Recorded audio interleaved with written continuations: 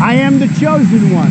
I think God calls all of us to fill different roles at different times, and I think that he wanted Donald Trump to become president, and that's why he's there. Mr. President, I know there are people that say, you know, you said you were the chosen one, and I said, you were. What is your view kind of spiritually on the sovereignty of God and what he's doing exactly by putting Donald Trump as president of the United States? Well, you know, I think it goes to show that everything happens for a reason. Could it be that President Trump right now has been sort of raised for such a time as this, just like Queen Esther, to help save the Jewish people from an Iranian menace? As a Christian, I certainly believe that's possible. I think that God sometimes places people for lessons and sometimes places people for change. I am confident that the Lord is at work here. Explain why you say that God has given President Trump the authority to attack North Korea. The Bible, especially Romans 13, does give President Trump moral authority to use whatever force necessary, including assassination or even war, to topple an evil dictator. The Reverend Franklin Graham says President-elect Donald Trump was put in the White House by God. This election, no question, I believe God's hand was in it. I see the greatest president in history. Of course he is. He was chosen by God. God, in some reason, put him there for a purpose. I don't know what that is. But we need to get behind him and support him. To say no to President Trump would be saying no to God. You really believe that God divinely interjected himself into the campaign and actually chose Donald Trump to win? I absolutely believe that because I'm a Christian. If you're a believing Christian, you understand God's plan for the people who rule and judge over us on this planet in our government. He's authentically, whether people like it or not, has been raised up by God because God says that he raises up and places all people in places of authority. It is God that raises up a king. Trump's the best president for Israel in the history of the world, and the Jewish people love him like he is the king of Israel. They love him like he is the second coming of God. Of course the president's not the king. The president's far more powerful than the king. The president has the power that kings have never had. He's a very, very powerful office, and the framers wanted it that way. I am the chosen one. They are warmongers. They are warmongers par excellence.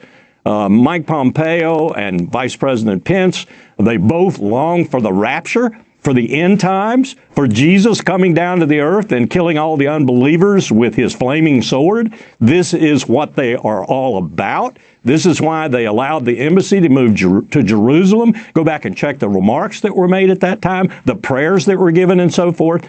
This is, in a word, a very different U.S. administration, but in the same hands of the military-industrial complex, of the national security state, of all the people who want warfare to be the raison d'etre of this empire at the same time.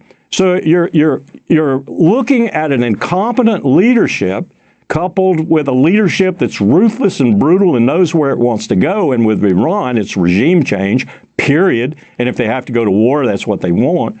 And now they've got it to the point where it's going to be extremely difficult. I'd put the chances at 50-50 for us to extricate ourselves from this march to war. And this war will put Iraq to shame in terms of its consequences in blood and treasure. I am the chosen one. In my 20s, I stumbled my way in. And what I found is a secretive Christian organization called The Family that had been hiding in plain sight for over 80 years. This was a group with tentacles around the world. A humble example of leadership that the world has never seen. A breathtaking enmeshment of church and state. There were congressmen, senators, world leaders. And they say it's about faith, but there's a shared understanding that what we're really about here is power. I'd like to single out Doug Koch. Doug Koch and all of his associates. I'm grateful. Doug Koch is the longtime leader of the family. He's the most powerful man in Washington you've never heard of. He said the more invisible you can make your organization, the more influence it will have. Jesus plus nothing. It's a powerful thing.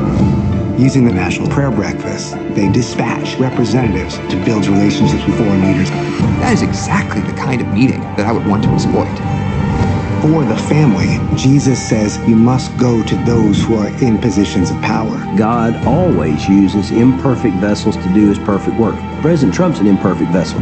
Jesus is the answer, but Jesus and Capitol Hill don't mix. Because we want our family to stay together. I am the chosen one.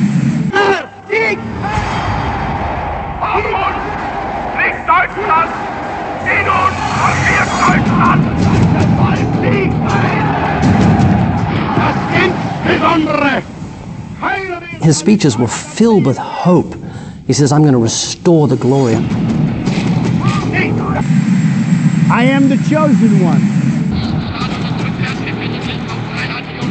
He also said, I believe today that I'm acting in the sense of the Almighty Creator. I am the chosen one. Adolf Hitler was the nastiest, most hate-filled, wicked man almost in history.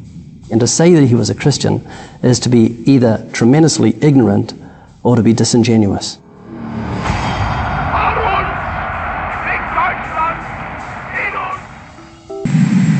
I am the chosen one. But as history would later show, a church member and a Christian are two different things.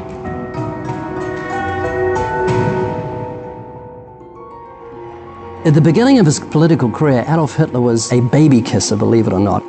Even nowadays, if you want to get anywhere as a politician, you flavor your language and your speeches with maybe a Bible verse here and there, maybe have your picture taken with a robed minister outside his church on a Sunday, show up at a prayer breakfast and say something about God.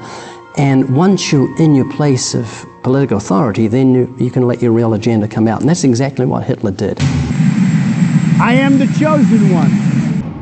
His fellow Nazis were only too happy to embrace the Führer as Germany's Messiah. It is only on one or two exceptional points that Christ and Hitler stand comparison. For Hitler is far too big a man to be compared with one so petty. Our Führer is the intermediary between his people and the throne of God. Everything the Führer utters is religion in the highest sense. I am the chosen one. He also replaced the 10 Commandments with 12 of his own.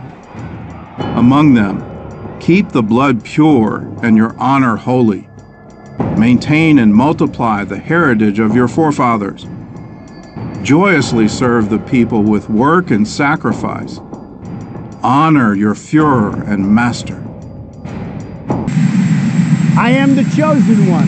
Führer, my faith, my light, hail, my Führer. I am the chosen one. There is such a thing as evil, and this man is evil. I am the chosen one. Adolf Hitler denied the deity of Christ and forced people to worship him as God. I am the chosen one. If you are truly regenerated by the Holy Spirit, you're born again, you will have the evidence of fruit. Love, joy, peace, patience, goodness, gentleness, faith, meekness, and temperance. So if you haven't got love, you're not a Christian.